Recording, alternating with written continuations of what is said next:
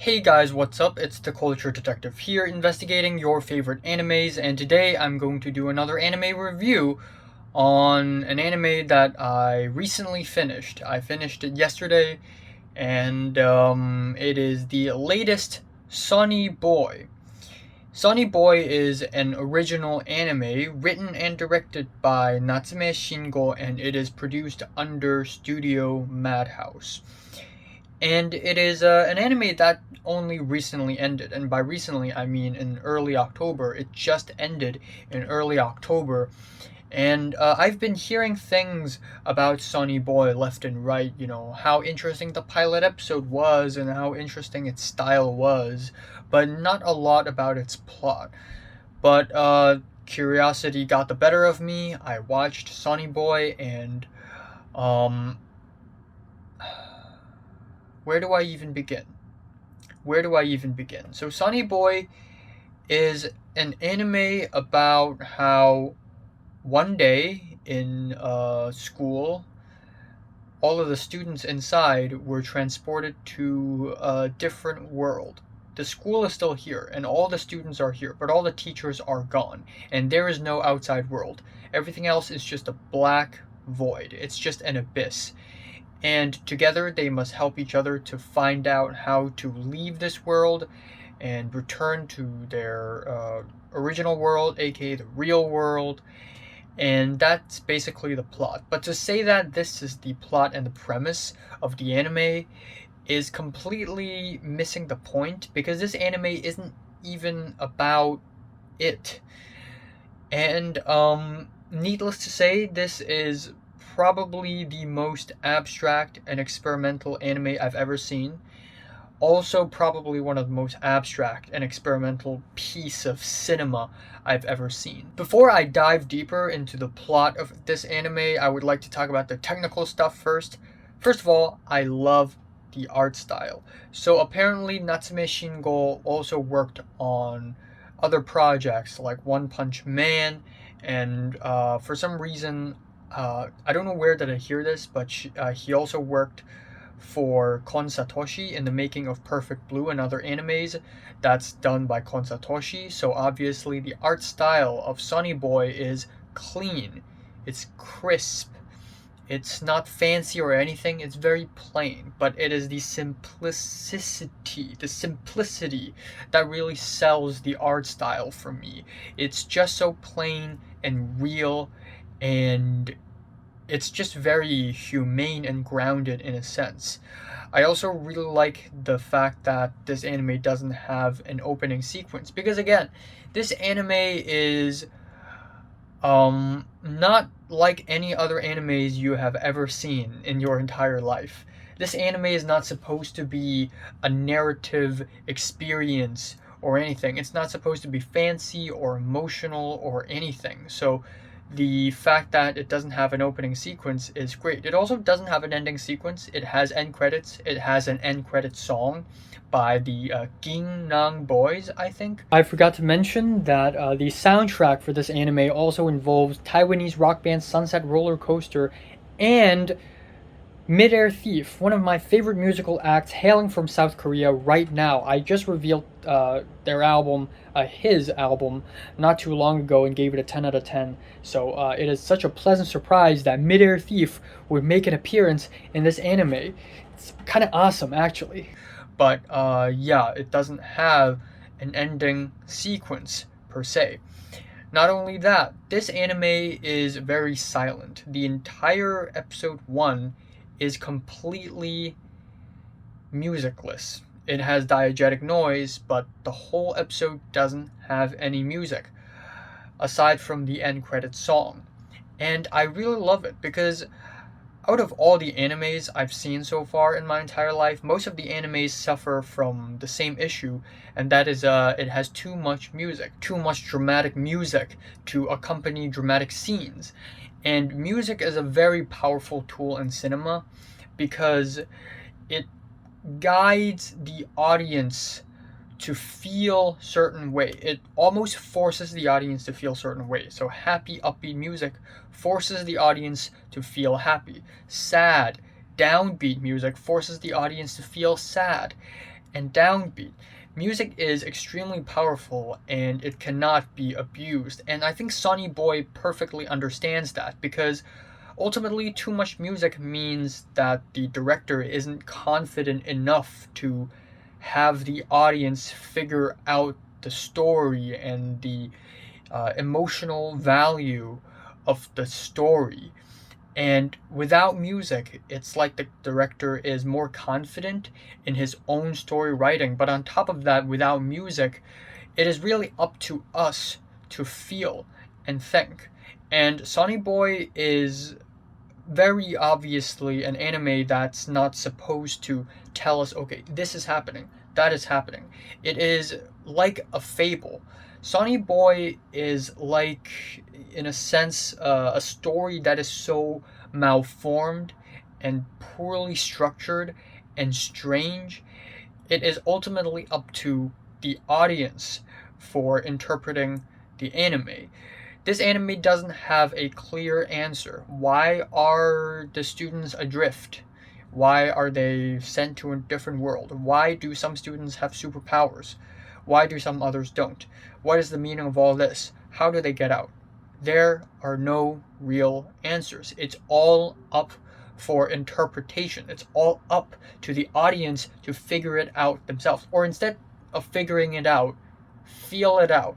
Because there's no way we can figure it out, because it's just so confusing and abstract. Ultimately, it all builds up to a point of meaningless and nothingness, where we realize that trying to find out answers, trying to understand this anime, is futile. It is futile. It is pointless. But anyways, I digress.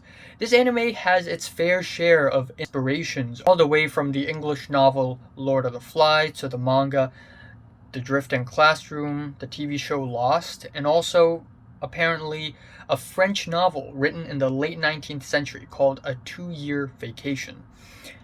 And I'm gonna go through this anime episode by episode, but even so, I probably would not be able to touch on every single topic explored in this anime. This anime is kind of like an onion. It has so many layers to peel, and it is pointless for me to dissect this. I feel like I'm not smart enough to dissect an anime like this, nor do I have the time and the energy to really dissect every single element of this anime. I feel like sometime in the future, Sonny Boy is going to turn into like a cult classic with a cult following, and there's going to be like a 3-hour long, 4-hour long video essay exploring every themes explored in Sonny Boy. Kind of like how there's this YouTuber who made a 4-hour long video essay explaining Twin Peaks, which is crazy, but it's incredibly impressive.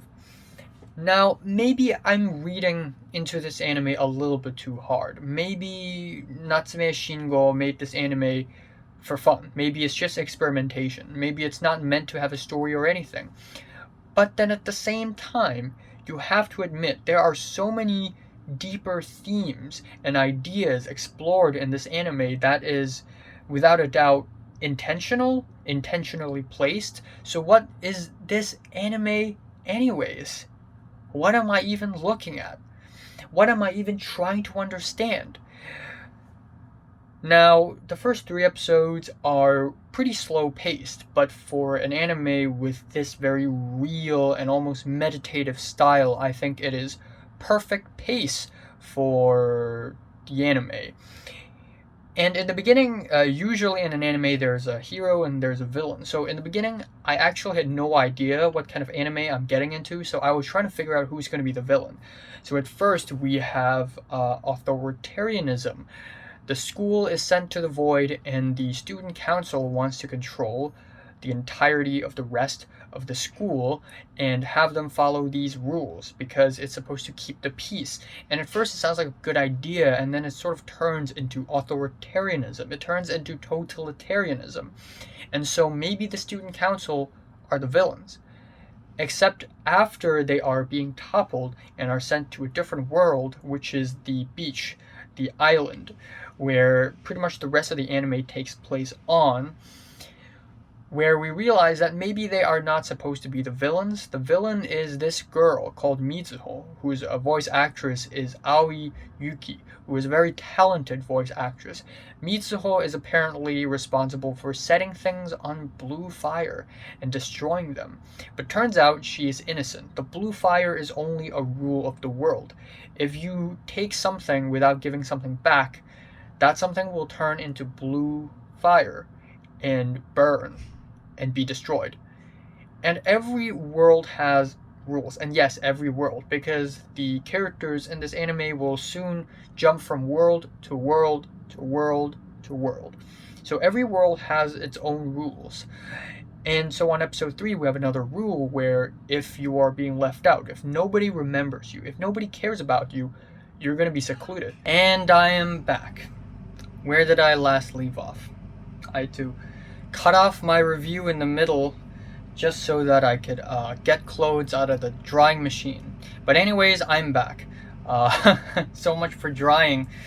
Anyways, people who feel secluded, people who don't belong there, are surrounded by black curtains and are turned to stone. And they can go missing for days, they can go missing for weeks, and people would not notice. And this is another episode that has sort of a more underlying meaning behind it about people being left out, people who are not remembered, people who don't leave anything behind, not a memory, not something tangible, nothing. And I think this is a really important message about not only caring about people who are secluded and feel ostracized, but also the working culture and the social culture of Japan in general. But anyways, we have episode 4, where in the middle of the episode, one of the characters, who are supposedly an evil, power-hungry authoritarian on episode 1, who basically has come to terms with himself and has become more of a kind person. He basically spends like 6-7 minutes in the middle of episode 4 just talking about this story about how the island magically has a bunch of monkeys, an entire kingdom, an entire empire of monkeys. And they aren't just any monkeys, they are baseball monkeys. They play baseball. And when he tells the story, we only see maybe flashes of images, but nothing real, nothing visual enough to be able to actually tell us what exactly happened. We are only hearing this as one of the characters in the show. We don't really know what's going on. But essentially the story is that we have a monkey called Blue, and he is a fantastic baseball player, and he became competitive, and he tried to, I guess, be better at baseball than everyone else, and this has become more of a competition than just a fun, casual game. And he became really good, and he became someone of a heroic figure that a lot of people love. He won a baseball game via some sort of evil means, so the umpire of the baseball game stopped him, and the rest of the monkeys basically beat the umpire up to death. In this version of the story, it was told as if Blue, the main monkey, was the good person all along. But after hearing the story, the girl Nozomi, who is the one of the female main characters of the entire anime, she said she was actually supporting the umpire the whole time. And this is really weird and out of nowhere, and throughout some points of that episode I also felt bored. Like, where's this baseball storyline going? Like why is it even here? What is the point? And apparently this is a huge and somewhat complex and strange anatomy about how people take everything too seriously and make anything and everything into competitions, when in fact they should have just played the game casually, because it is the game and there is no need for the game to become too competitive. And the game, as if it is a metaphor for life.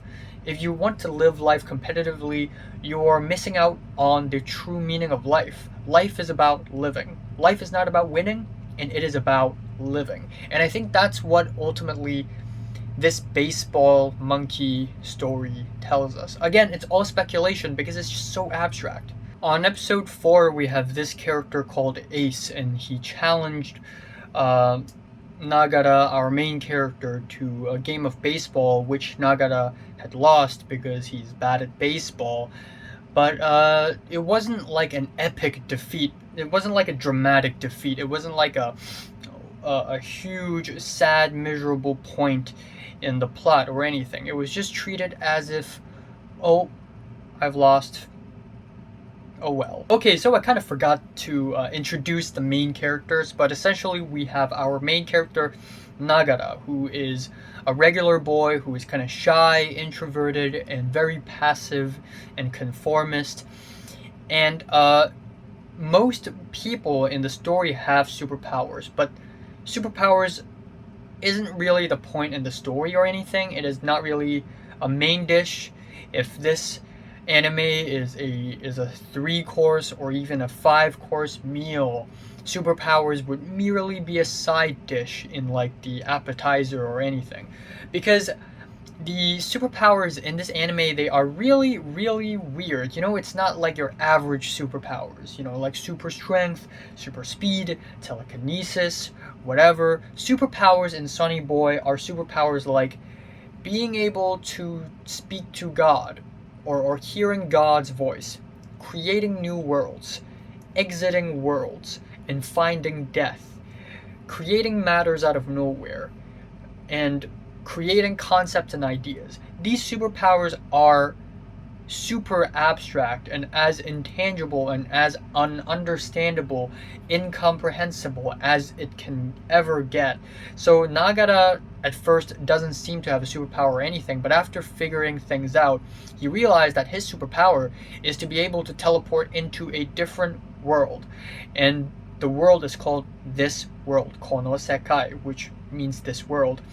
And Nagara thought his power is to be able to teleport to a different world, while Nozomi, with the short brunette hair, she has a very strange power, and that is to be able to see a light from a far distance. And she doesn't really understand her power all that well, but essentially she believed that this light guides her and everyone else to the exit of this world. Maybe to another this world, maybe to the real world, we don't know. Mitsuho is a bit of an outcast girl who is mean, but who has a lot of feelings inside, of course, and her power is to be able to order anything with Nyamazon, because she has 3 cats, and those 3 cats are also adrift with Mitsuho, the owner. And what happens is that Mitsuho can order anything. She could order a house, a castle, a bed, food, a smartphone. She can order anything. As long as it's real, as long as it exists in real life, she can order it. So she can tell the cats to order things and it would just happen. And then we have Rajani, who is an Indian boy, and he is easily the most intelligent character of the entire story. And he is the person responsible for trying to figure out how to leave this world. And he would create a lot of gadgets, a lot of tools, he would design a lot of things, and he is just super smart. Another character is Hoshi, who is part of the student council, and he's called Hoshi because he has a star on his face, and what he does is that he hears God. He hears God, and he doesn't tell anyone else that he's able to hear God until like episode 5, but he hears God, and God knows what happens in the future. So Hoshi knows what happens in the future. And another character is Asakaze, who is a person who can warp time and space. And his power gradually becomes more and more powerful until the very, very end of the anime. So there's that. But Asakaze is arrogant and rude and selfish, and he loves Nozomi, but ultimately he wants to be the hero. He wants to play hero. He wants to play God. And so on episode 5, we are introduced to a new character called Aki Sensei, Mrs. Aki, or Miss Aki, who is supposedly a teacher from the school, except that is weird because only students of the school could enter this world, not teachers. So this must be a student in disguise. But anyways, Aki Sensei was this really big boob woman who is super mean and aggressive, and she basically tells everyone to stay wherever they are and don't return to the real world, but instead serve the god, who turns out to be the principal of the school.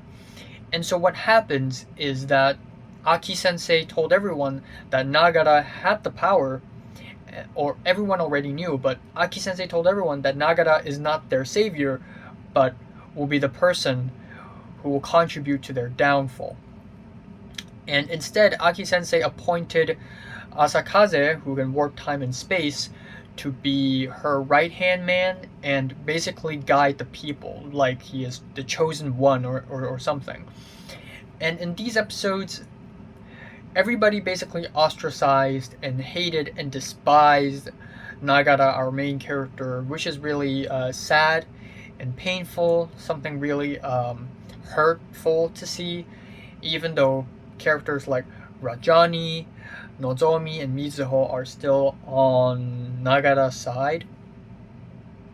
But this is one of those occasions where it really reminds me of Lost, like how in Lost we have the main gang and then we have the others, and both sides are just as unbelievable as they are believable and trustable. And that's what I really love about stories like this. But then again, this whole Aki Sensei thing isn't even the main dish. In fact, the whole anime doesn't have a main dish. It is like a collection of ideas and thoughts scattered across this really strange and ever-evolving, predictions contradicting, expectations subverting line of consciousness that is just incredibly hard to decode. Now we have episode 6, the halfway finale for Sonny Boy. It is called The Long Goodbye, and it is easily one of the best, if not the best episodes of the entire anime of 12 episodes. And it is also one of the most out-of-body experiences I've had in anime this year. It is just a very powerful episode that highlights absurdism, if anything. Absurdism is a philosophical concept written and I guess coined by French philosopher Albert Camus. And I'm not a philosophy expert or anything, but from what I've known, absurdism is an idea that you try your very best to find the meaning of this world, to understand this world. But the more you understand this world, the more you realize that there is nothing to understand, because there's so much chaos and mayhem and confusion, to a point where you realize that trying to understand the world is meaningless. It is pointless to begin with. There is no point in anything that you do, in anything that I do, in anything that he does or she does. There is no point in anything. So in this case, your best course of action is to commit suicide. Or, instead of commit suicide, just live without any goals or purposes in life. And I think episode 6 just perfectly captures that. It is like finding a goal, finding a purpose. Maybe we can get back to the real world. And then once it reaches that point, we are slammed back to the real world just to realize that nothing means anything. And it's such an out-of-body, mind-shattering experience. That's also really beautiful because music is used. Given that this anime has so much silence, whenever music is used, it becomes powerful. And in this episode 6, in the final bits, we have this a school song, school anthem bit that is kind of melancholic and kind of like a goodbye. And we finally meet God, the principal. And the principal shows up and says that there is no meaning in all of this. That there are students who are adrift, who are teleported to other worlds simply because of a roll of a dice. It's all probability. It doesn't mean anything. And yeah, it's dark, it's sad, it's thought provoking, it is life affirming, defirming, whatever that means. And the rest of the anime only progresses to be even more abstract because from episode 7 on, we realize that it is basically impossible to go back to the real world. So there is no point in anything. Anything could happen, anything could not happen. We are into new territories that we cannot predict. But on episode 7, we have the episode Road Book, which is, I think, my second favorite episode of the entire anime. It is when Nagara teleported to a whole new world where all of the characters are different, and we are trapped in a world where we have a bunch of students who live every single day to build the Tower of Babel in the hopes that the Tower of Babel will finally reach heaven, and somehow reaching heaven is going to bring them back to the real world. And it is heart-wrenching, to be honest. So I think a couple episodes before that, we are introduced to a dog, a black dog, and he is of course voiced by none other than Mr. Tsuda Kenjiro, the deep voice anime man. And he reveals that he is also a student from the same middle school, but he has been adrift for over 5,000 years already. So obviously time and space works differently in this world, in this other world, because time and space do not even matter in this other world. So he has been adrift for 5,000 years. God, that must suck. And he's turned into a dog for some reason. He used to be a human. He's turned into a dog. And then we realize that all the students from the past in the same school and in the future of the same school will all somehow end up going adrift anyways. And they will all somehow meet and collide with each other throughout time and space, because time and space doesn't even matter. So we have this whole community of people basically recognizing Nagara as the ultimate enemy of everyone, and everybody wants to persecute Nagara and kill him. And there are so many factions of people, and there is this group of elite people who are somehow elites, like they know a little more, they can do a little more. And one of the elites is the Umbrella Man, who is an umbrella but also a bat, and he can turn worlds upside down. That is his ability. He finds Nagara and brings Nagara to a different world where they're building the Tower of Babel, except that they're building it downwards, and nobody questions why, nor anybody believes in the Tower of Babel. So when Nagara was transported to that world, I was actually really impressed. Like, I thought the anime would spend a couple episodes in this world and be like, and just be more ambitious than I thought it is. You know how in Mushoku Tensei, towards the end, the main characters are transported to a different continent, and I'm like, wow, maybe the story is so much more ambitious than I had expected. Same effect pretty much happens here, except Nagara pretty much returns on the same episode. But what happens is that Nagara is sent to the Tower of Babel, and he meets people there who has been working for over 200 years already. And every single day, they wake up, they eat worms, and they move stones to the very bottom, and that's it. That's all they do, every single day for 200 years.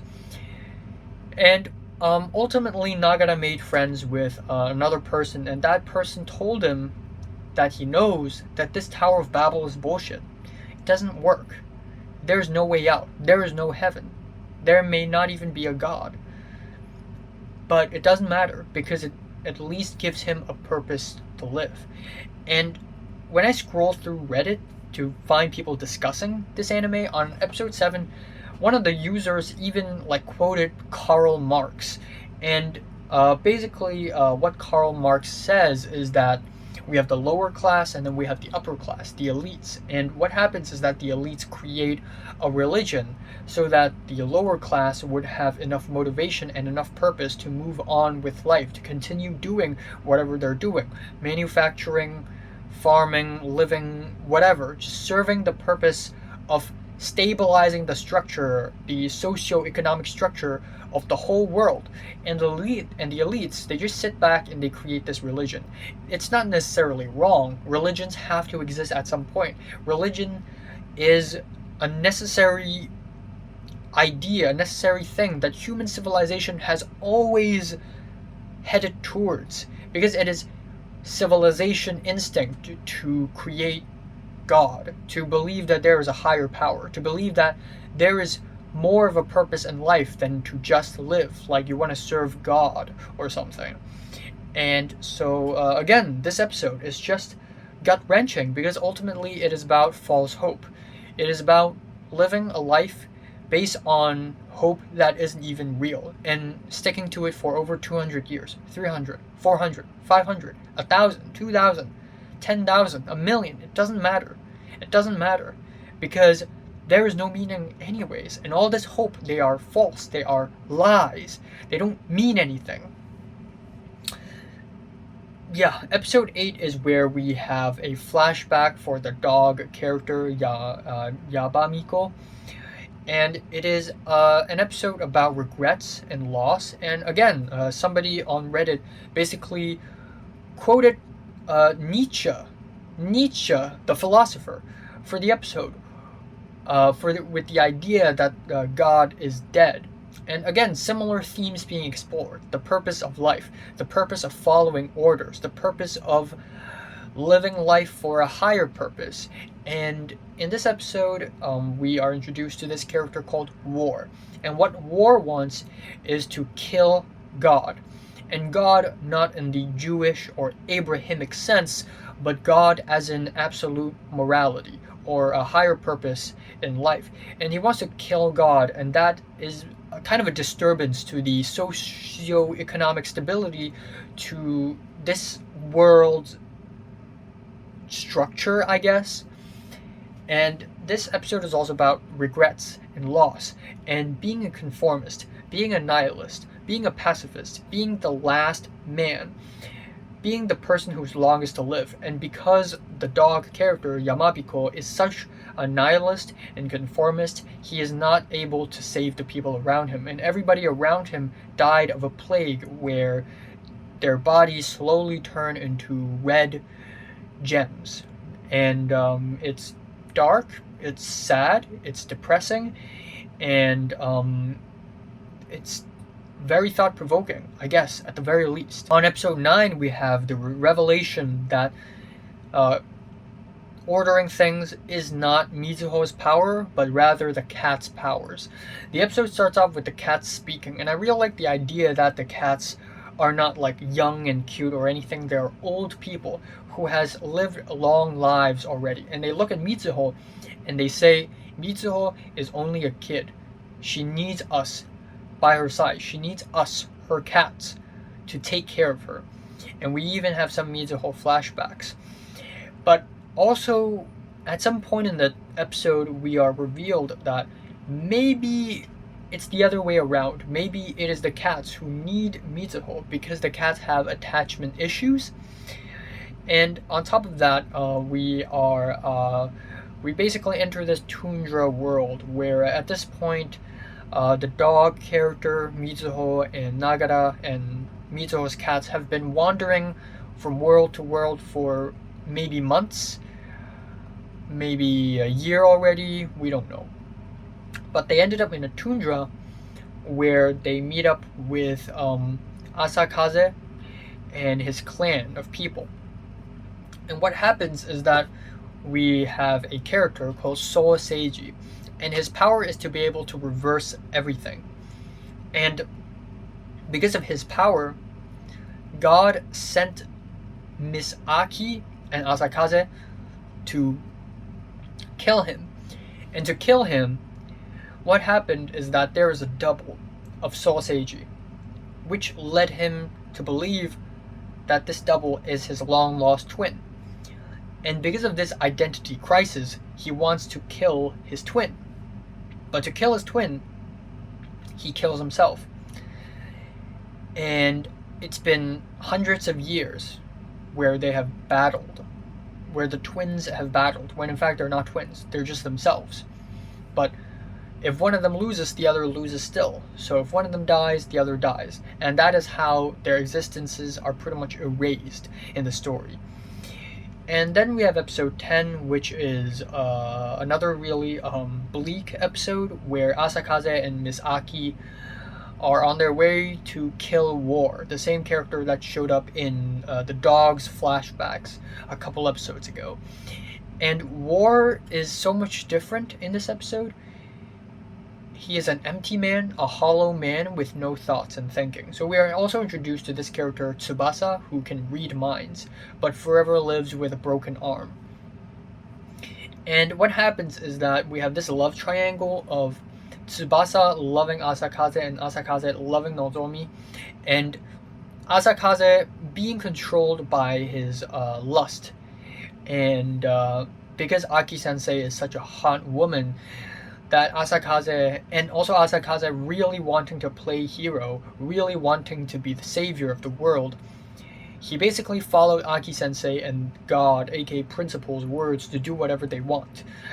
And yeah, in a sense, it's almost like Aki Sensei is a personification of the devil, working with God for some reason. But ultimately, I feel like Aki Sensei and Asakaze are just examples of how religions drive people to extremes, and how there are people who are so religious to a point where they would really do anything because they think that there is a greater purpose in life. And this episode, I guess I won't spoil the ending, but it is very bleak and it is a really dark moment in the anime. And then we have the last two episodes, episodes 11 and 12, which are basically the ending. And if you're expecting anything climactic, like a final standoff with the principal or a final standoff with Asakaze and Mrs. Aki, you're going to be disappointed because we're not going to have any of that. And yeah, we have a very sad and painful first few minutes for episode 11 with kind of a happy music playing in the back. And I really love this effect where happy music is played during scenes that are supposedly sad. It just creates such a conflicting feeling where it's almost like this sadness is unmatched with the greatness of the universe.